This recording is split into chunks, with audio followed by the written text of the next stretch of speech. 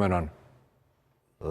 Është e vërtet që ky kampionat ka qenë një prej më të baraspeshumeve në vitet e fundit, të pas parasysh që kampioni, faktikisht ekipa e parë e cila ka qenë klasifikuar me Bashkimi ka pas 8 humbje, kurse Trepça kampioni ka pas 9 humbje, që nuk ka ndodhur në kampionatin ndoshta më herët.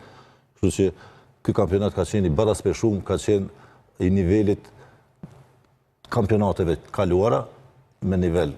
Nuk është që është ngrit diçka niveli, mirë po në përgjithësi ka qenë një basketboll i mirë, cilësor ku shikues kanë pas çka me pa, edhe ka pas shikueshmëri të mirë, edhe besoj që janë kënaqur me ndeshjet e basketbollit. Si tha edhe ti, domethënë ka pas edhe asaj momente të vështira, mirë po në përgjithësi mundu me dhënë një notë vlerësuese pozitive për këtë kampionat. Është interesant që kur një ekip fiton maratona, duhet me marrë parasysh edhe një farë krahasimi me maratonën, një ekip që dal nga dal e fiton formën e vet, dal nga dal shkon drejt përfundimit të kampionatit, e merr titullin. Kjo ka ndodhur me Trepçën.